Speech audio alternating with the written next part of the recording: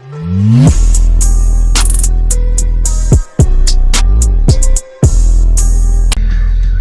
troops,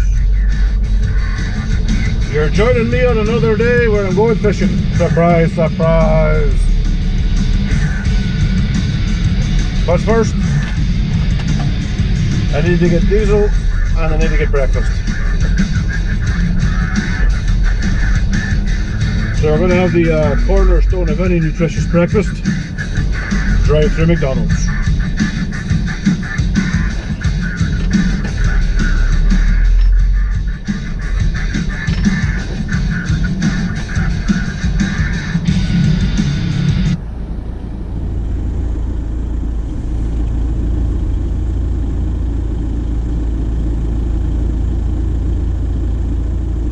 Hi there, can I take order please? Could I have 2 sausage and egg McMuffins? Just the McMuffins? Yeah. That's it. No problems. Next one up for payment. Cheers. Today we're going to do a wee bit of a walk down memory lane. The main loch I was going to fish has a it's a wee bit breezy. It's more akin to surfing than fishing at the minute. So we're going to go to a little landlocked loch. It's somewhere I haven't fished since I was a teenager. They have put wooden jetties in around it and they stocked it with tench. The last time I fished it, the photographs I have of me fishing it, I'm in chest waders and I'm holding up pike.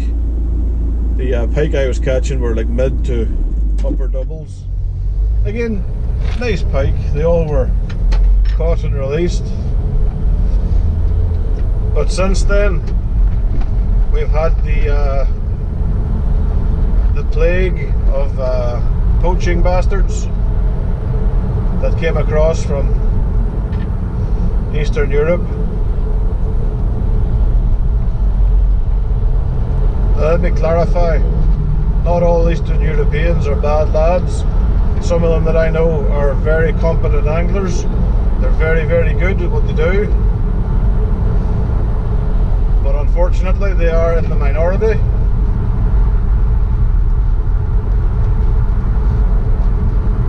There's a lot of them that just kill everything they catch and they don't give a shit about the rules and the laws. They don't care, so they'll just kill everything. This isn't so good for the fishing. It's not so good for the community relations either.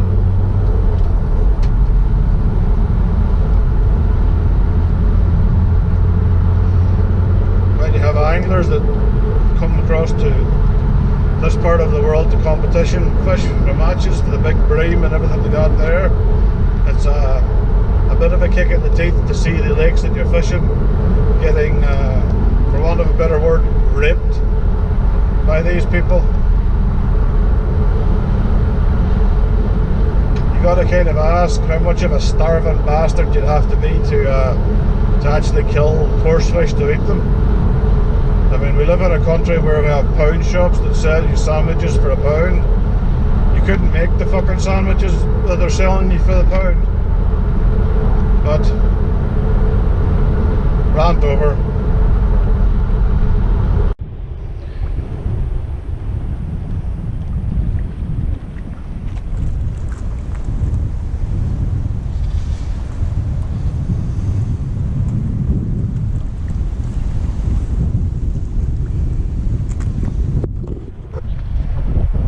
This is Lough Crustle.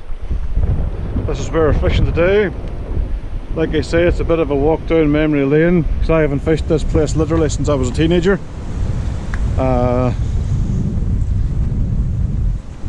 It's almost, I don't want to say it it's going to be a waste of a day. But it's just a curiosity to bring me back here. So let's get the gear out and have a laugh. Right, now we're going to try and mix the ground bait on the new whisk.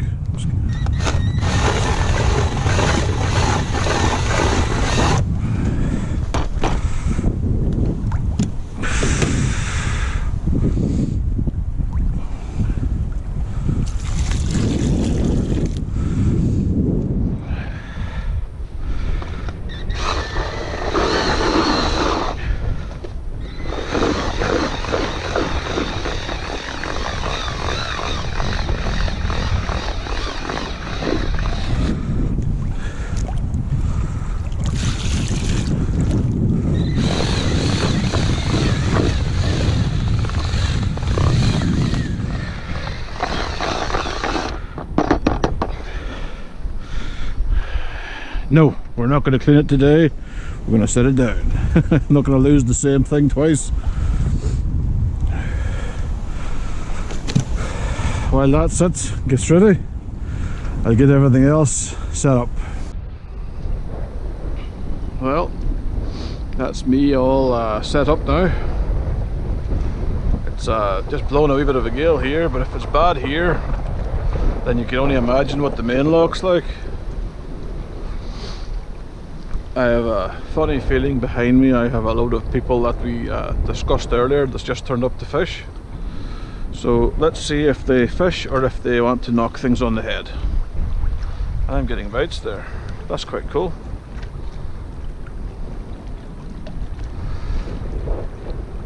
There is some tension here. Well, there was some tension here.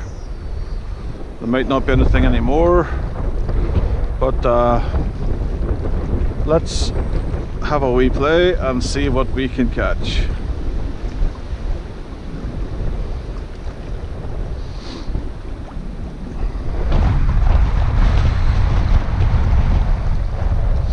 Woohoo! A wee roach.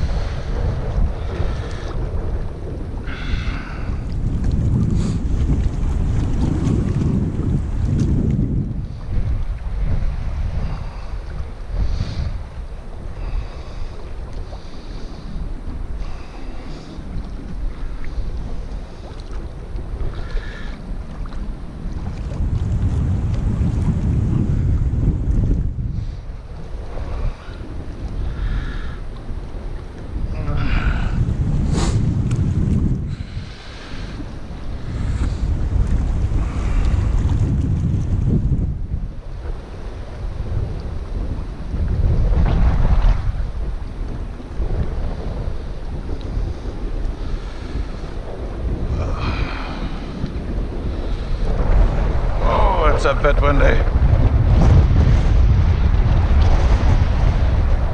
and that didn't go anywhere near where I wanted it to go, but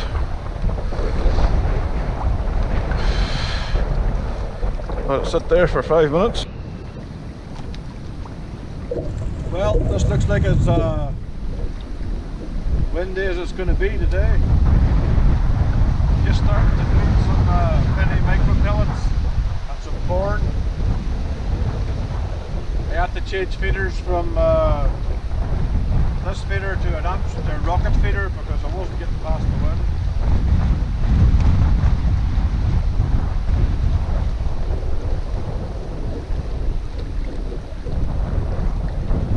It's just a bit windy. The Eastern Europeans didn't stay long. They weren't very happy I was fishing here. A lot of complaining. I thankfully fucked off.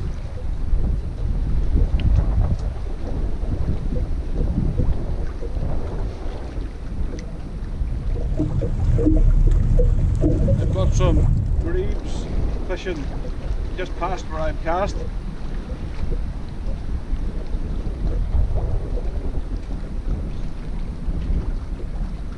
So there must be on the fish as well. It's not that deep here. That's right.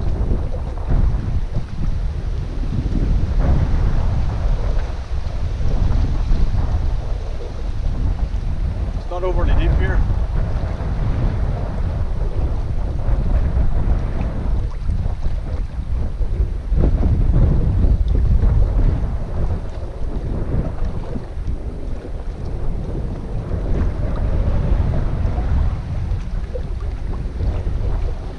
This is the feeder I've changed to. You can see that it's front end loaded.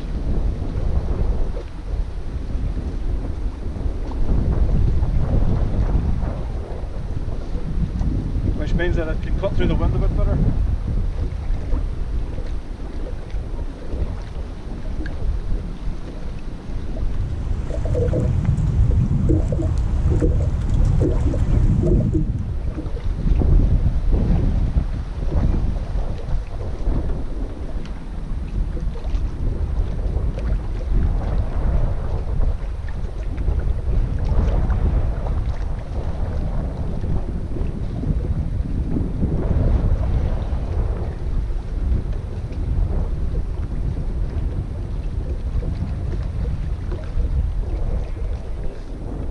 hopefully with a bit of bait out there, fish will start to switch on.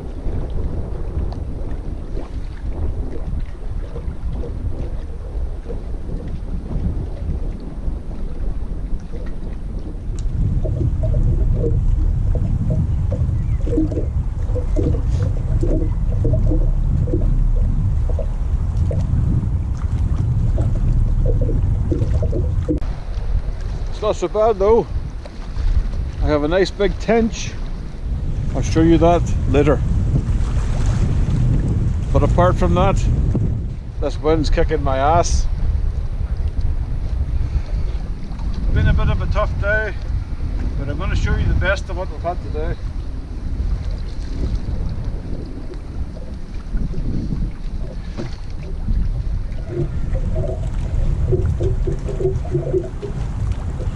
There you go. Look at that little beauty. A nice little wild Irish tench. Isn't she magic?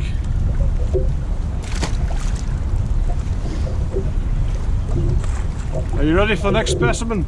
There you go. A monster of a roach. Followed by another monster. 3 fish. The wind just killed it today. It just was impossible to do anything. I'm not even sure how this audio is going to sound.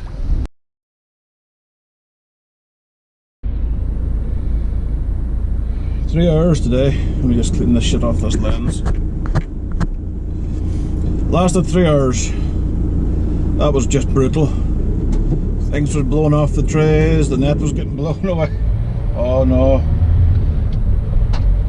I'm a pleasure angler.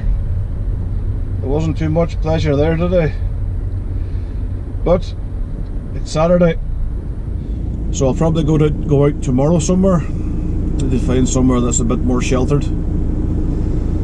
I also need to go to the fishing tackle shop. I go to Fishing Tackle and Bait to pick up some of these because I've just used the last tapered leader.